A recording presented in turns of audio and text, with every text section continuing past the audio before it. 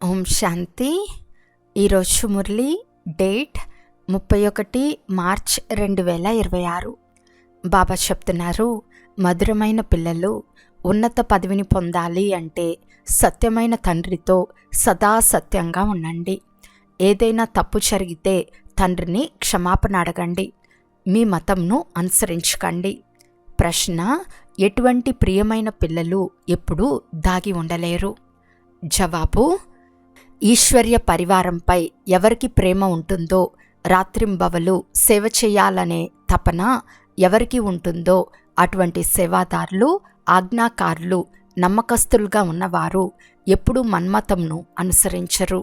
తండ్రితో సత్యంగా స్వచ్ఛంగా ఉండేవారు ఎప్పుడూ దాగలేరు. పాట: మీరే మా తల్లి తండ్రి. ఓం శాంతి.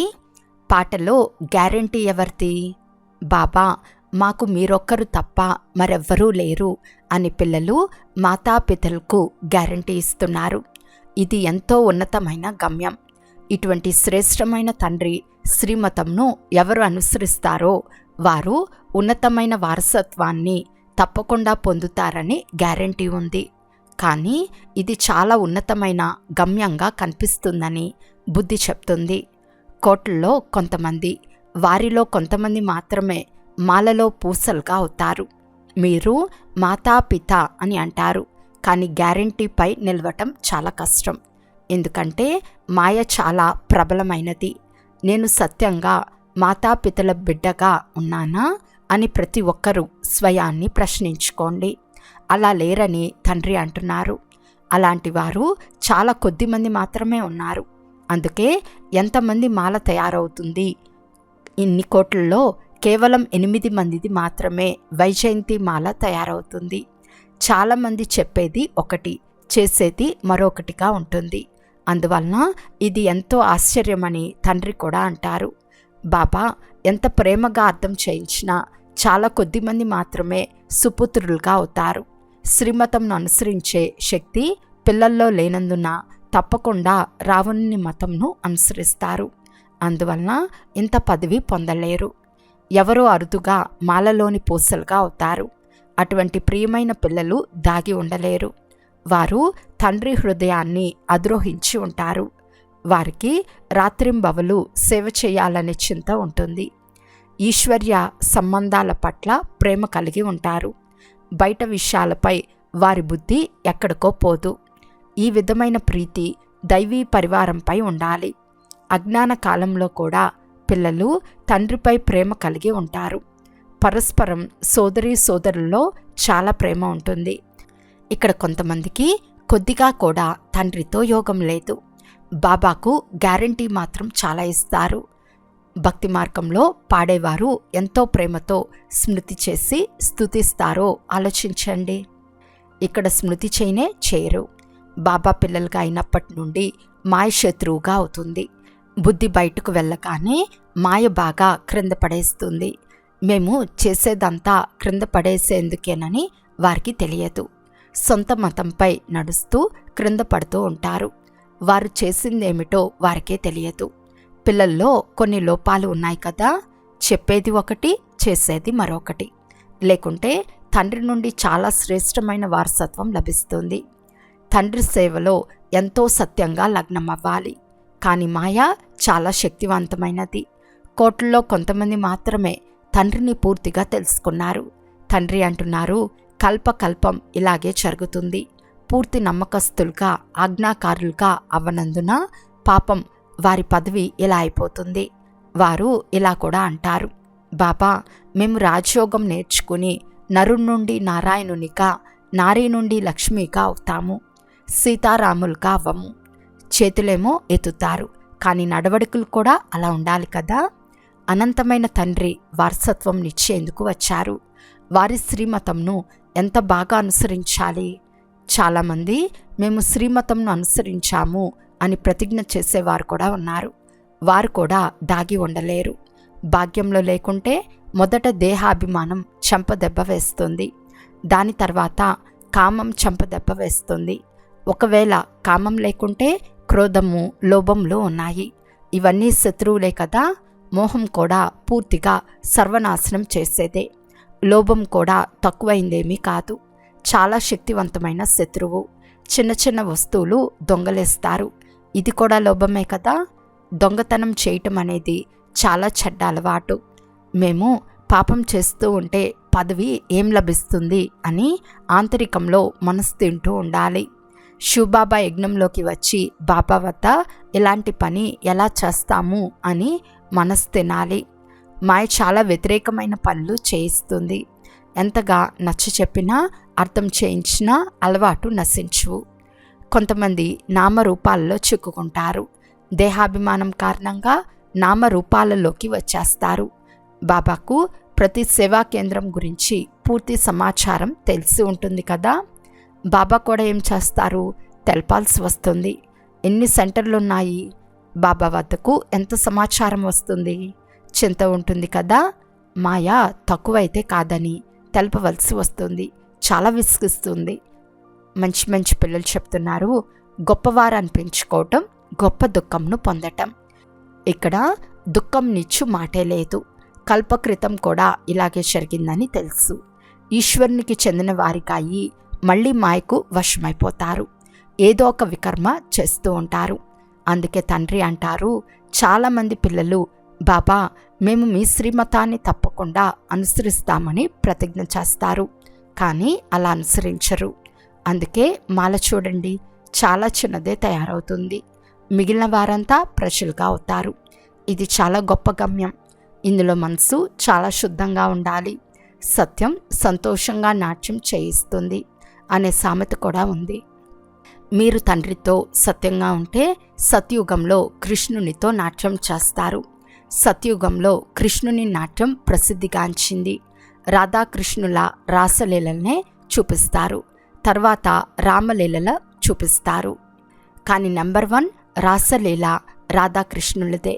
ఎందుకంటే ఇప్పుడు వారు తండ్రితో చాలా సత్యంగా ఉంటారు కనుక ఎంతో శ్రేష్టమైన పదవిని పొందుతారు. చాలామంది చేతులెత్తుతారు, కానీ మాయ లాంటిది.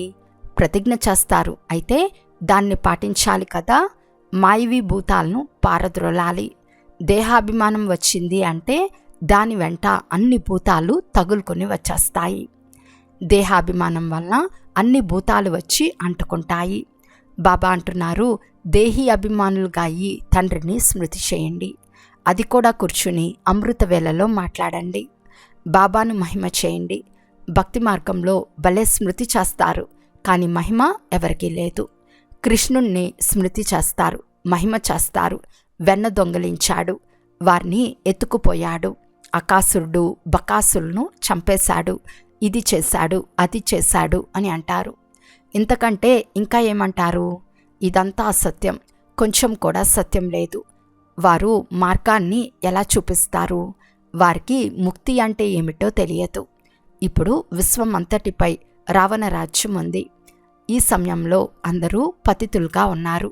మనుషులకు భ్రష్టాచారం అంటే అర్థమే తెలియదు. సత్యుగంలో నిర్వీకార దేవతలుండేవారని కూడా తెలియదు. సర్వగుణ సంపన్నులు 16 కళ సంపూర్ణులు అని మహిమ కూడా చేస్తారు. కానీ అక్కడ కూడా రావణుడు, కంసుడు, జరాసంధుడు మొదలైన వారుండేవారని అంటారు. పవిత్రంగా అవ్వండి అని అంటే దేవతలు కూడా సంతానం మొదలైన వారు ఉండేవారు కదా అని అంటారు. అరే, దేవతలను సర్వగుణ సంపన్నులు, సంపూర్ణ నిర్వీకారులు అని మీరే పాడతారు. మరి అక్కడ వికారాల మాట ఎలా ఉంటుంది? మీరు కూడా నిర్వీకారులుగా అయితే సృష్టి ఎలా వృద్ధి చెందుతుంది అని, పిల్లలు ఎలా జన్మిస్తారని అంటారు. మందిరాలకు వెళ్ళి మహిమ పాడతారు, ఇంటికి వస్తూనే ఆ మహిమను కూడా మర్చిపోతారు. భలే మీరు పరిశీలించి చూడండి. ఇంటికి వెళ్ళి తెలిపితే వారు ఒప్పుకోరు. అక్కడి మాట అక్కడే ఉంటుంది. పవిత్రంగా ఉండమంటే భలే చెప్తారే, ఇది లేకుండా ప్రపంచం ఎలా నడుస్తుంది అని అంటారు. నిర్వీకారి ప్రపంచం ఎలా నడుస్తుందో వారికి తెలియనే తెలియదు. పిల్లలు పాట కూడా విన్నారు. పిల్లలు మీ శ్రీమతంనే అనుసరిస్తాము, ఎందుకంటే అందులోనే కళ్యాణం ఉంది అని ప్రతిజ్ఞ చేస్తారు. కావున శ్రీమతంను అనుసరించండి, లేకుంటే మృత్యు వచ్చేస్తుంది. తర్వాత ట్రిబ్యునల్లో అన్ని తెలపవలసి వస్తుంది. మీరు ఫలానా పాపం చేశారు, మీ మతంను అనుసరిస్తే కల్పకల్పానికి మచ్చ ఏర్పడుతుంది. ఒక్కసారి ఫెయిల్ అయితే 2వ సంవత్సరంలో 3వ సంవత్సరంలో పాస్ అవుతాంలే అని అనుకోరాదు. ఇప్పుడు పాస్ అవ్వకుంటే కల్పకల్పం అలాగే జరుగుతుంది. కావున చాలా ఎక్కువగా పురుషార్థం చేయాలి. అడుగడుగునా శ్రీమతంను అనుసరించండి. ఆంతరికంలో ఎలాంటి మురికి ఉండరాదు. మనసును శుద్ధంగా చేసుకోవాలి. నారదునికి కూడా అద్దంలో నీ ముఖం చూసుకో అని చెప్తారు కదా, కోతి వలె ఉన్నట్లు కనబడుతుంది. ఇది ఒక ఉదాహరణ. స్వయాన్ని ప్రశ్నించుకోవాలి. నేను ఎంతవరకు శ్రీమతంను అనుసరిస్తున్నాను? బుద్ధియోగం ఎక్కడా బయట తిరగటం లేదు కదా, దేహాభిమానంలో లేను కదా. దేహీ అభిమానులుగా ఉంటే సేవలో లగ్నమై ఉంటారు. అంతా యోగం పైనే ఆధారపడి ఉంది. భారతదేశ యోగం చాలా ప్రసిద్ధి చెందింది. నిరాకార తండ్రే నిరాకార పిల్లలకు దానిని అర్థం చేయిస్తున్నారు. దీనిని సహజ రాజయోగమని అంటారు. నిరాకార తండ్రి సహయోగాన్ని నేర్పించారని రాయబడి కూడా ఉంది. కేవలం కృష్ణుని పేరు వేశారు. మనం ఇలాంటి లక్ష్మీనారాయణులుగా అవ్వాలని మీకు తెలుసు. పుణ్యాత్ములుగా తయారవ్వాలి. పాపం మాటే లేదు. తండ్రి స్మృతిలోనే ఉంటూ వారి సేవలో ఉండాలి. ఇంత ఉన్నత పదవి పొందాలి అంటే కొంత శ్రమ చేయాలి కదా. సన్యాసులు మొదలైన వారు గృహస్థంలో ఉంటూ కమల్ పుష్పం వలె ఉండటం అసంభవం అని అంటారు. సంపూర్ణులుగా అవ్వటంలో చాలామంది ఫెయిల్ అయిపోతారు. ఎందుకనగా స్మృతి చేయలేరు. ఇప్పుడు ప్రాచీన యోగాన్ని తండ్రి నేర్పిస్తున్నారు. తండ్రి అంటున్నారు, యోగం నేనే స్వయంగా వచ్చి నేర్పిస్తున్నాను. ఇప్పుడు నన్ను స్మృతి చేయండి. మీరు నా వద్దకు రావాలి. ఇది స్మృతి యాత్ర. మీది మధురమైన సైలెన్స్ ఇల్లు. భారతవాసులైన మనమే భారతదేశంలో వచ్చి సంపూర్ణ వారసత్వం పొందుతామని కూడా మీకు తెలుసు. కావున తండ్రి మాటి మాటికి తెలుపుతున్నారు, ప్రతిజ్ఞను పూర్తిగా పాటించండి. తప్పు జరిగితే తండ్రిని క్షమాపణ అడగండి. ఈ పుత్రుడు క్షమాపణ అడిగేందుకు అదే పనిగా ఈరోజు బాబా వద్దకు వచ్చాడు. చిన్న తప్పు జరుగుతూనే పరిగెత్తుకొని వచ్చాడు. ఎందుకంటే మనసు తింటూ ఉన్నందున సన్ముఖంలో వెళ్ళి బాబాకు వినిపిస్తామని వచ్చాడు. తండ్రిపై ఎంత గౌరవం ఉందో చూడండి. చాలామంది పిల్లలు ఇంతకంటే ఎక్కువ వికర్మలు చేస్తూ ఉంటారు, కానీ తెలియని కూడా తెలియదు. నేనేమో వారిని చాలా మంచి పిల్లలని మెచ్చుకుంటూ ఉంటాను. చిన్న తప్పు చేసినా క్షమాపణ తీసుకునేందుకు వచ్చాడు. తప్పును తెలిపే క్షమాపణ తీసుకోండి అని బాబా చెప్తున్నారు. తప్పును తెలిపి క్షమాపణ తీసుకోండి అని బాబా చెప్తున్నారు. లేకుంటే ఆ పాపం ఇంకా వృద్ధి అవుతూ ఉంటుంది. తర్వాత క్రింద పడిపోతారు. ముఖ్యంగా యోగం వల్లే రక్షింపబడతారు. ఆ యోగం చాలా తక్కువగా ఉంది. జ్ఞానమైతే చాలా సులభం. ఇది ఒక కథ వలె ఉంది. ఇప్పటికీ 5000 సంవత్సరాల క్రితం ఎవరి రాజ్యం ఉండేది? రాజ్యపాలన ఎలా చేశారు? ఎంతకాలం చేశారు? తర్వాత రాజ్యం చేస్తూ చేస్తూ వికారాలలో ఎలా చిక్కుకున్నారు? మీపై ఎవరు దాడి చేయలేదు. వైశ్యులుగా అయిన తర్వాత మీపై దాడి జరిగింది. వారి నుండి రావణుడు రాజ్యం లాక్కున్నాడు. మీరు మళ్ళీ రావణునిపై విజయం పొంది రాజ్యం తీసుకుంటారు. ఇది కూడా చాలా కష్టంగా ఎవరో కొందరి బుద్ధిలో నిలుస్తోంది. తండ్రికి ఎవరు నమ్మకస్తులుగా ఉంటారో, ఆజ్ఞాకారులుగా ఉంటారో వారి బుద్ధిలో ఉంటుంది. అజ్ఞాన కాలంలో కూడా కొంతమంది ఆజ్ఞాకారులుగా నమ్మకస్తులుగా ఉంటారు. కొంతమంది నౌకరులు కూడా చాలా నమ్మకస్తులుగా ఉంటారు. లక్షల రూపాయలు పడి ఉన్నప్పటికీ ₹1 కూడా తీసుకోరు. సేట్ గారు మీ తాళం చెవులు మర్చిపోయారు, మేము జాగ్రత్త పరిచి ఉంచాము అని అంటారు. ఇటువంటి వారు కూడా ఉంటారు. ఇవన్నీ తండ్రి మంచి రీతిగా అర్థం చేయిస్తూ ఉంటారు. వివేకం చెప్తూ ఉంటుంది. ఈ కారణం వలన మాలలోని పూసలుగా కాలేము. అక్కడికి వెళ్ళి దాసదాసీలుగా అవుతారు. చదువుకుంటే తప్పకుండా ఇటువంటి గతి పడుతుంది. శ్రీమతంను అనుసరించరు. మీ గమ్యమంతా యోగమే అని బాబా అంటున్నారు. మాయ ఒక్కసారిగా ముక్కుతో పట్టుకుని యోగం కుదరనివ్వదు. యోగం అంటే సేవ చాలా బాగా చేస్తారు. పాప భీతి ఉంటుంది. ఈ పుత్రుడు చాలా మంచివాడు. సత్యం అంటే ఇలా ఉండాలి. చాలా మంచి మంచి పిల్లల పదవి కంటే ఇతని పదవి మంచిది. సేవ చేసేవారు ఎక్కడో ఒక చోట చిక్కుకుని ఉంటారు. ఏమీ తలపరు, చెప్పినా వదిలేయలేరు.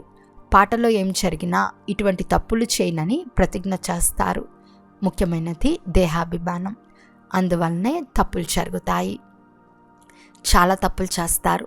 అందుకే హెచ్చరిస్తూ ఉంటారు. తెలియచేయటం తండ్రి కర్తవ్యం. తెలియచేయకుంటే మాకు ఎవరూ తెలపలేదు అని అంటారు. దీనిపై ఒక కథ కూడా ఉంది. తండ్రి కూడా అంటున్నారు, పిల్లలు జాగ్రత్తగా ఉండండి, లేకుంటే చాలా శిక్షలు అనుభవించవలసి వస్తుంది. తర్వాత మాకు ఎందుకు తెలపలేదు అని అనరాదు. తండ్రి నేరుగా తెలియచేస్తారు. కొంచెం పాపం చేసినా చాలా వృద్ధి చెందుతుంది. ఆ తర్వాత తండ్రి ముందు తల కూడా ఎత్తుకోలేరు. అసత్యం మాడితే చంపదెబ్బలు వేసుకోవాలి. శివబాబా మమ్మల్ని చూడలేరు కదా అని భావించకండి. అరే, అజ్ఞాన కాలంలో కూడా వారికి అన్నీ తెలుసు. అందుకే పాప ఫలితంను పుణ్య ఫలితంను ఇస్తారు.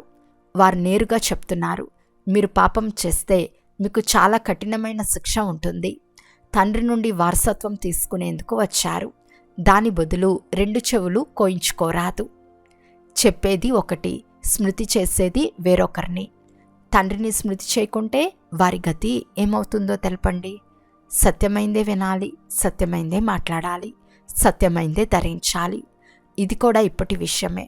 తండ్రి వచ్చి నేర్పిస్తున్నారు. ప్రతి విషయంలోనూ వారితో సత్యంగా ఉండాలి. అచ్చా, మధురాతి మధురమైన అపురూపమైన పిల్లలకు మాతాపిత బాప్తాతాల ప్రియ స్మృతులు మరియు గుడ్ మార్నింగ్. ఆత్మిక పిల్లలకు ఆత్మిక తండ్రి నమస్తే. ఆత్మిక తండ్రికి ఆత్మిక పిల్లల యొక్క ప్రియ స్మృతులు మరియు నమస్తే నమస్తే నమస్తే. ధారణ కొరకు ముఖ్య సారము. ఫస్ట్ పాయింట్, సత్యతతో తండ్రి సర్వీస్లో నిమగ్నమవ్వాలి. పూర్తి నమ్మకస్తులుగా ఆజ్ఞాకారులుగా అవ్వాలి. ఈశ్వర్య పరివారంపై సత్యమైన ప్రేమను కలిగి ఉండాలి. సెకండ్ పాయింట్, శ్రీమతంలో మన్మతము లేక రావణుని మతం మిక్స్ చేయరాదు. ఒక్క తండ్రి తప్ప ఇతరులెవ్వరూ లేరు. ఈ గ్యారంటీలో పక్కాగా ఉండాలి. హృదయాన్ని శుద్ధంగా పవిత్రంగా చేసుకోవాలి. ఈరోజు వరదానము. ఆత్మీయత సుగంధం యొక్క ఆధారంపై అందరికీ పరమాత్మ సందేశంనిచ్చే విశ్వ కళ్యాణకారి భవ. ఆత్మీయత యొక్క సర్వశక్తులను స్వయంలో ధారణ చేసుకుంటే ఆత్మీయత సుగంధం సహజంగానే అనేక ఆత్మలను తన వైపు ఆకర్షించుకుంటుంది.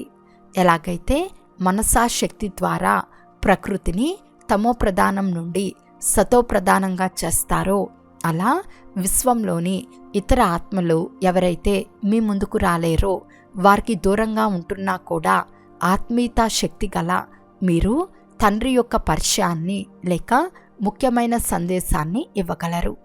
ఈ సూక్ష్మ మిషనరీని తీవ్రం చేసినప్పుడు అనేక మంది తప్పించే ఆత్మలకు దోసలి లభిస్తుంది. అప్పుడు మిమ్మల్ని విశ్వ కళ్యాణకారులు అని అంటారు. స్లోగన్: మీ వద్ద శుద్ధమైన లేక శ్రేష్ఠ సంకల్పాలను ఎమర్చిగా ఉంచుకుంటే వ్యర్థం స్వతహాగా మర్చైపోతుంది. అవ్యక్త సూచన: నిశ్చయం అనే పునాదిని గట్టి చేసుకుని సదా నిర్భయంగా నిశ్చందంగా ఉండండి. ఏదైనా పరిస్థితి వచ్చినప్పుడు తండ్రిని తోడుగా చేసుకుంటే అప్పుడు నేను ఒంటరిగా లేను, నేను తోడుగా విశేషమైన శక్తి ఉంది అని అనుభవం అవుతుంది. ఎక్కడ తండ్రి ఉంటారో అక్కడ ఎన్ని తుఫాన్లు వచ్చినా అవి బహుమతిగా అయిపోతాయి. నిశ్చయబుద్ధి విషయంతి. ఈ టైటిల్ యొక్క స్మృతి ద్వారా విజయులుగా అవ్వండి మరియు విజయీ సంవత్సరాన్ని జరుపుకోండి. అచ్చా, ఓం శాంతి.